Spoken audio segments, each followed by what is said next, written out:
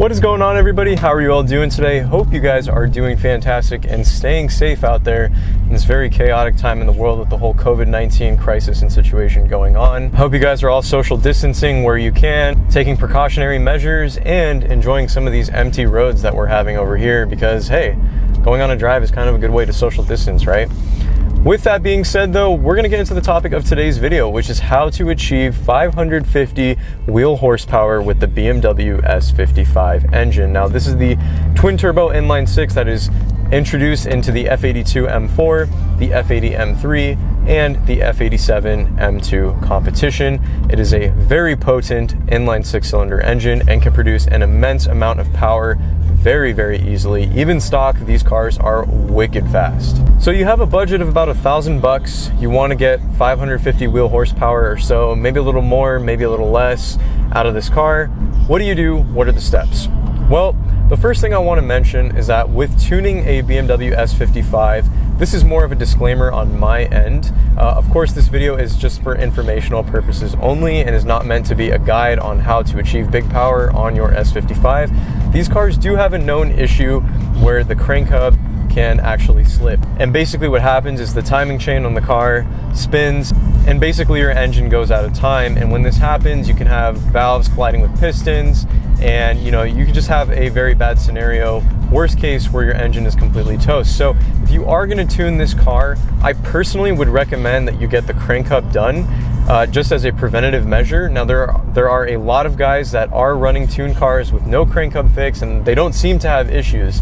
But then again, there are equally, it seems, a number of guys that run high power without a crank hub fix and eventually they do spin it. So that's just my disclaimer. I'm not here to scare anybody or anything, but it is something that you guys should be aware about before I just go straight into talking about these mods. And I do have a very informative video on my channel talking about this issue, which I will display right up here at the top of the screen.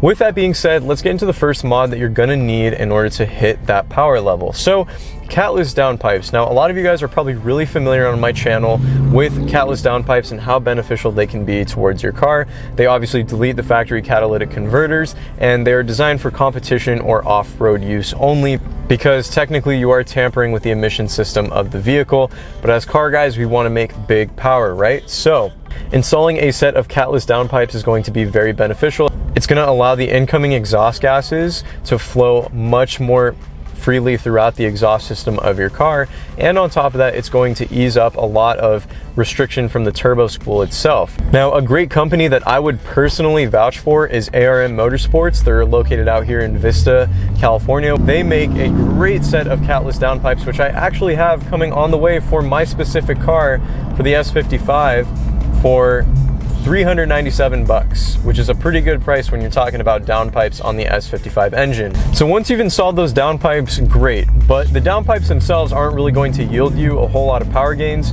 Yes, your car is going to sound way different. It's going to allow the engine to breathe a little bit better with those exhaust gases, but really in order to yield the power gains that you want to properly get out of the car, you are going to need a tune. Now, I would personally recommend Boot Mode. Boot Mode is a platform that was introduced by pro tuning freaks, and they do tons of F-Series cars from N55 to S63, S55, even the new Supra they tune. And it's a very comprehensive off-the-shelf tuning platform that also offers custom tuning, data logging, code reading, and a number of other awesome functions and features for these cars.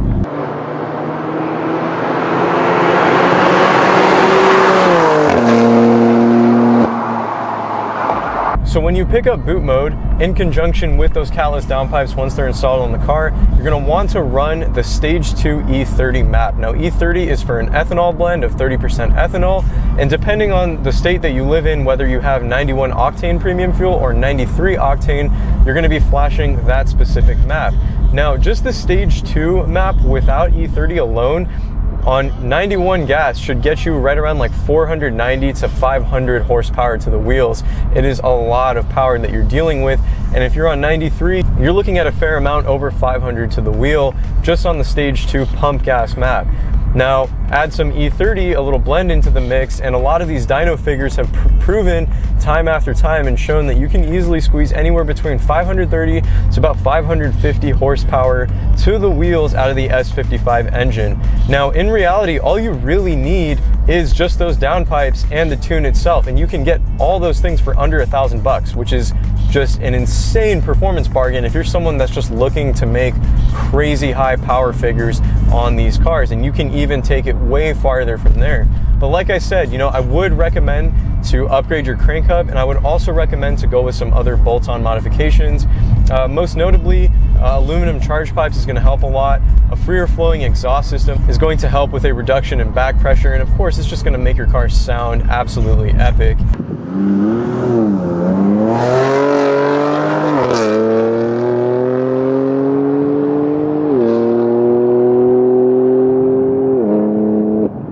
And on top of that, some cooling mods aren't going to hurt either. An upgraded top mount intercooler along with something like a front mount heat exchanger is going to add a lot of benefit in terms of the cooling performance on your S55 engine. Now, this is something that I do plan on doing in the very near future, just to see what this car is capable of and to have some fun on the street. As many of my subscribers know, I am building a track car with this M4, so with the F82 on track, I'll probably be keeping it at stock power levels, but when it comes to on the street performance, I'm gonna have a little bit of fun, dial up the power, take it up to around 500 to the wheels or so, and I think that's gonna be more than enough to play with and to have a lot of fun with. With all that being said, I'm gonna end the video there. If you guys have any questions, please let me know in the comment section down below. Share your setup as well. If you are tuned on an F8X car or just any BMW, even if it's not a BMW, whatever it is, let me know in the comment section below. Let me know how much power you think you're making or how much power you dynoed at. I'm curious to see what you guys are doing right now as well. And with all that being said, I'll catch you all in the next one. Take it easy, my friends.